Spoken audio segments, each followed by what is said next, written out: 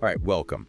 Today we're doing a deep dive into something that's really at the core of our philosophy here. We're going to be tackling that one word every single business is afraid of, the word no. Yeah, and if you've ever walked out of a meeting with a distributor feeling, that sense of rejection, you really need to hear this. Because that initial no, it's not a personal failure. Our work across, more than 15 countries in LATAM has shown us that it's the starting point. Okay, let's unpack that because we define the no, not as a final answer, but as an incomplete statement of information, a point of departure. But I have to ask, we sometimes talk about weaponizing that resistance. Doesn't that sound, well, a bit aggressive if we're trying to build a partnership? Well, it might sound that way, but we mean being aggressive against ambiguity, not against the person. See, when a distributor says no, they're just signaling confusion. They might not get the value, or maybe they doubt the market fit. Our job isn't to force them, it's to clarify, to educate, to show them the strategic fit that they just can't see yet.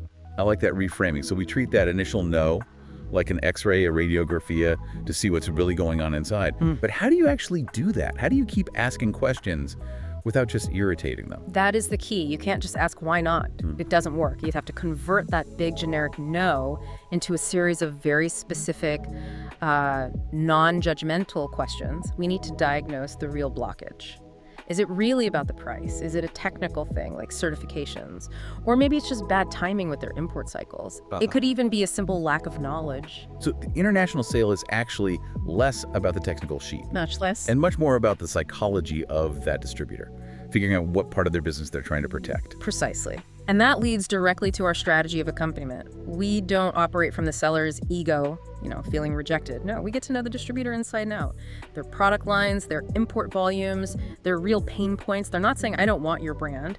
They're saying, I still don't see how this helps my current business. So accompaniment is about helping them solve their problems, not just pushing our product.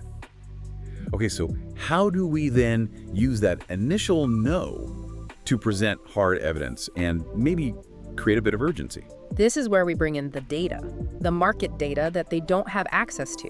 We bring them, for example, real granular data on category imports using specific tariff codes, the HS codes.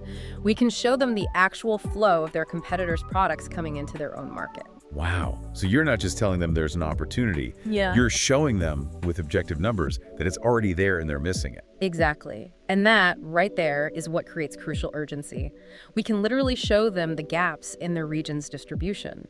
It makes them realize that if they don't act on this, someone else, one of their direct competitors, is going to step in and claim that volume. And when a distributor sees us guiding them, providing this kind of proprietary data that helps them make decisions, that hard no just starts to dissolve. It turns into a perhaps and then a let's review the financials and then finally a let's schedule a meeting. That's it. In the LATAM market, the company that just pressures and pushes, they don't win. The company that accompanies, that explains, that really listens and then comes back with added value, that's who wins the partnership. We know that behind that initial resistance, the distributor is just protecting their business, their success. Our job is just to show them how to grow it. A no isn't a closure. It's really the beginning of the strategy. So here's something to think about. How quickly can you convert that generic no you hear today into a highly specific question that reveals the distributor's true protective motive?